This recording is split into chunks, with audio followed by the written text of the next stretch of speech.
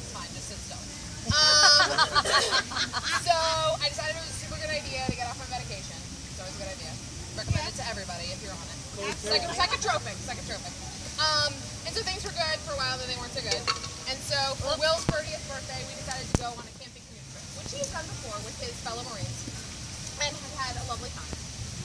So myself and Will packed all this gear, and by myself and Will, I mean mostly Will, packed all this gear, and I made the reservation, and it's going to be really great. We brought our dog, who's no longer with us, due to trying to kill me on a regular basis. But that's a whole different story. Another story, another day. Different story, maybe Thursday. So we packed the dog, we put it in a life vest, which is so ironic. And we oh shit. So we pack all this gear, we go to the corner of Maryland, Virginia, West Virginia, and we go to this place and they give us a canoe and they give us a map that was written by a special needs 4-year-old, I think, because there's no mile markers, and it's basically just a line that signifies the river, and there's a bridge that is the only landmark, and they put us in the river and they say, it's Saturday morning, they say we'll see you Sunday. And I'm a little anxious. I brought my Xanax, it's in the bag, it's not in my body. It should have been in my body, it wasn't in my body. That was bad choice number 1. The trip was bad choice number 1. Xanax not being in my body, bad choice number 2. So we get in the river and we're paddling, dog's in the life jacket, and it starts raining. It's September 20th, it's a little chilly. Then we realize the water's pretty low, and so there's rocks, and so every time the canoe, which is, for those of you who aren't super outdoorsy, is tipped over really easily with like, how much pounds of gear? Probably 300 pounds of gear plus also a dog. Right.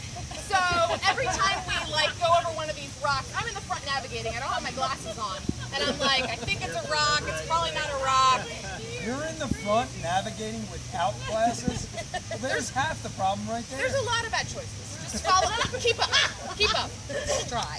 So we're hitting rocks and we're almost tipping over, and the dog fell out at one point. We pulled him back in, it was fine. And it's raining a little harder now, and I'm getting a little bit more panicked, a little bit more psychotic. And so we finally find a spot to pull off for lunch. We pull off for lunch. And then we continue, and Will says we need to make it to this bridge, which is the only landmark. We need to make it to this bridge before we camp, because otherwise there's too many miles in the 21-mile trip total for us to be picked up on time the following Sunday. So I'm, paddling and cussing, and where's this motherfucking bridge, this goddamn stupid fucking trip, and all this goddamn rain. This is the dumbest shit I've ever done in my whole life. This is the worst day of my whole fucking life. I hate this dog. I hate this. And I'm in the back of the canoe, I just hate you. paddling along. Yeah, right. Just let you go. It was like Ride. Best birthday ever. And I was really trying to be nice. I was really trying to be nice. I was trying to be pleasant, but it was just, I was done. So it's like starting to rain a little more now, and at this point I'm cold, the dog's shivering, he's a short-haired dog. And I'm like, if we don't find this motherfucking bridge, I swear to God. So I'm starting to get a little more animated and upset. So finally, we find the bridge, and I'm like, thank God. Well, then everywhere after the bridge is posted, meaning it was owned, and it's West Virginia, and people have guns, so it's just not safe. So we're trying to find a spot that's not owned by another human being, so we can pull off, pitch a tent, start a fire, get some dinner, dry off, unpack our shit. At this point, it's pouring. Now it's pouring, torrentially. So we finally find a spot, and I am loudly cussing and not just muttering. So we pull off, and Will pitches the tent, he builds the fire, I dry off, we hang up some of our stuff, we unload the canoe. I'm feeling better. He heats up my soup on his little gas stove. He puts his soup next to the fire so it'll be warm simultaneously so we can eat together. I'm getting a little bit of food in me, I'm feeling better, and then all of a sudden I hear this, boom! And I look for whence it could have come, and I see that the soup in the fire, which was about 20 feet away from it, has projectilely launched from the can onto the tent and has cascaded down all sides of the tent with chunks of steak and potato. Don't forget the carrots. There was carrots. It was September, and there's bears. It's fine. So I'm like, we're probably gonna die because of the bears. And now I'm cussing again.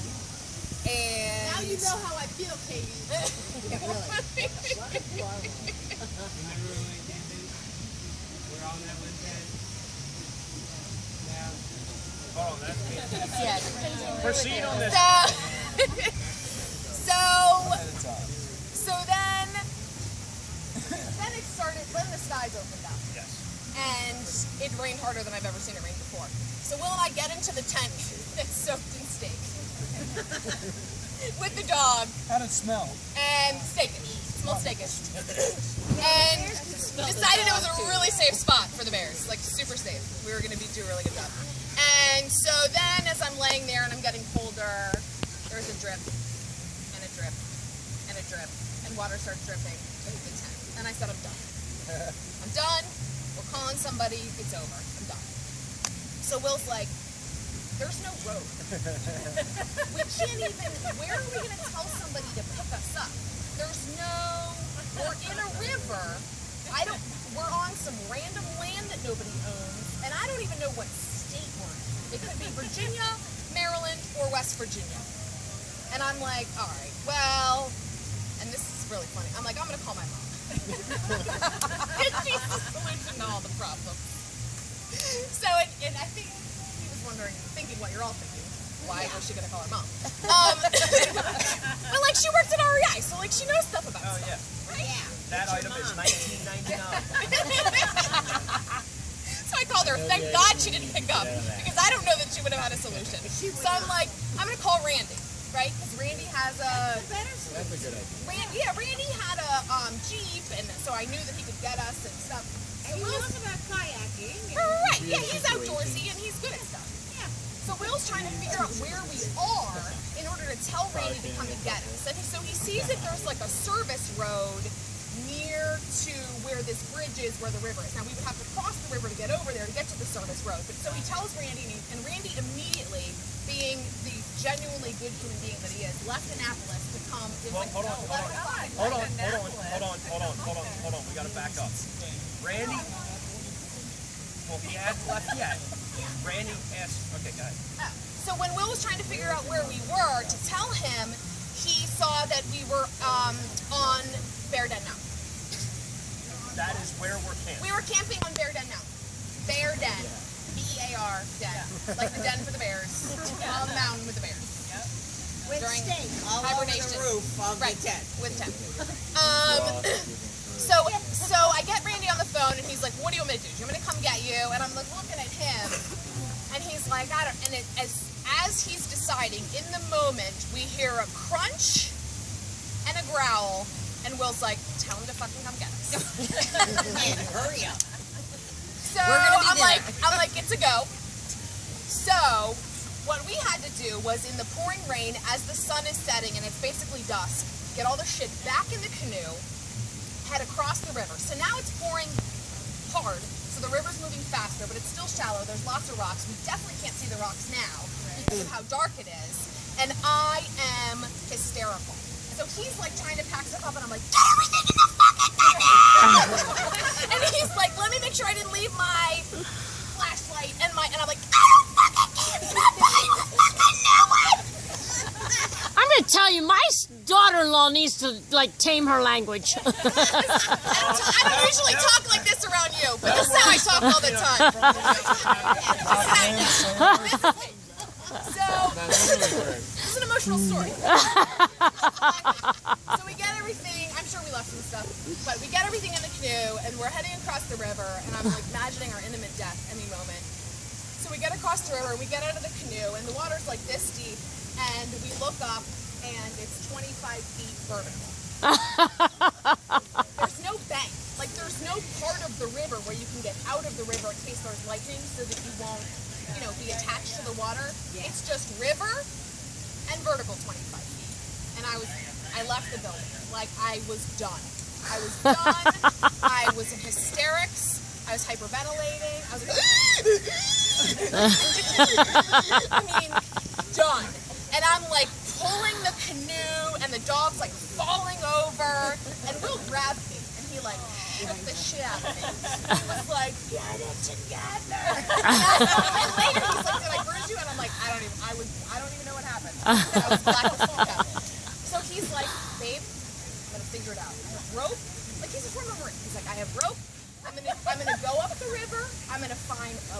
where the embankment is not as steep. We're gonna get the canoe, we're gonna get the dog, we're gonna get up, it's gonna be fine. The road's right there, Randy's gonna be here. So he starts to walk upstream, but he's like this deep in water. And so, in my worry brain, I'm thinking about he's gonna trip, he's gonna break his ankle, and then he's like my only ticket out of here. Because without him, I'm real fucked. Fragile will. Or I'm like, he's gonna get bitten by a copperhead, or like I'm thinking of all the things that can go wrong. So he gets about 20 feet upstream, and I'm like, come back! And you know, as I'm like hyperventilating, and I'm like, we're gonna die, we're gonna die, And we're of gonna course die. the we're dog's gonna die, panicking we're gonna die. because mommy's The panicking. dog is barking incessantly. I'm like, we're gonna die, we're gonna die, we're gonna die, we're gonna die, we're gonna die, we're gonna die. I'm just sobbing. And I said, call 911. He's like, I said, call 911. Call it. And he's like, what am I doing? I said, call 911. He said, call it. We're gonna die. We're gonna die. So like, in his mind, he probably could have gotten us out of there if I was home. You know what I mean? But like, he couldn't. A dog, me, 300 pounds of deer in a canoe. Like, not only was I not helpful, like I was a major liability. Like, that was not an asset. Not helping. I was a danger to myself and others. You know how when somebody panics when they're drowning and they'll drown you if you try to rescue That's them? what was happening. Yeah. So he calls and he's like, so we're in the river. And she's like, we're in the river. He's like, well, we're about a mile south of blah, blah, blah bridge. And I'm here with my dog and my girlfriend. And I don't know, what else? I don't really remember. What did he say? Just that I was at this location, at this access road where it meets the interstate and da-da-da-da. So, and in the background, I'm screaming, we're gonna die! And he's like, I cannot hear the 911 operator to have them come get us. And I'm like, die! So, as we're waiting, I continue to scream and hyperventilate that we're gonna die. We see the lights. He's like, babe, look, the lights. And I'm like, okay, we're gonna die. So anyway, so down the river comes this little boat, Swift Water Rescue. And they see the dog in a life jacket, the two of us, without a life jacket, standing there. And the two fire trucks and the ambulance pull up alongside and they throw a rope down and they hoist us up. And the guy looks at me and he's like, do you need to go on an ambulance? And I said, I just need my Xanax. You said what? I just need my Xanax. I'm not on Xanax anymore. I'm better now. This is a side note. Without camping in the picture. Yeah, You got better. I got better. I got better. So, and then I don't really remember what happened. So you pick up. Well, so she climbs up the rope, like the fireman had to throw down a rope from the access road down the 25-foot, drop off. And so she climbs up. I climb up with the dog in the life jacket. That was the other thing. When Swiftwater Rescue pulled up, they were like, well, at least the dog has on a life jacket. And I'm like, and seriously, at this point, we're standing right up against the embankment, so we're literally standing in 2 inches of water. And I'm like, really? Really got to make them comments. I'm like, okay, Rod, like, I got you. Just get her the hell out of here. So she climbs up the rope, and I climb up with the dog, and then, so we get up top, and the chief, like, comes around the front of the ambulance and goes, what's going on? And thankfully, she is still in her hysterical state, right? So she's like, Justify all these personnel. and he, but I was in front of her, like when he came around. So he saw me first. He goes, "What's going on? What happened? And like, why are we here?" Right. And then he sees her in the background going, and he goes, So he's like, come on. He's like, let's get you in the ambulance. Guaranteed he's married. And so, At that point. we both get up in the ambulance and he was outside for a couple minutes. I'm sure he's talking to the firefighters like, nobody's gonna believe this. Such a waste of taxpayer money. So Such a waste. we get in the ambulance and the fire chief comes in. He's got to fill out a report and everything. And I'm like, are we gonna get billed for this? He's like, well, you're in West Virginia, so no. He's like, if you were in Virginia, you would be. I'm like, thank God. So West Virginians get paid their taxes. And going And from yeah, here. and yeah, so and the and so when they were pulling up the canoe, they broke the yoke. Oh, sure. They tied up off to the yoke, and so So the next morning when we got home, but so Randy came and got us at the firehouse. Randy showed yeah, up. of Yeah, course. Of so course. Randy, we had to call Randy back and tell him to come pick us up at the firehouse. They left the canoe on the side of the road, on the access road. The dog pissed on the floor of the firehouse, and I felt terrible. And then the guy's like, it's fine, you know. And Randy comes and gets us at the firehouse.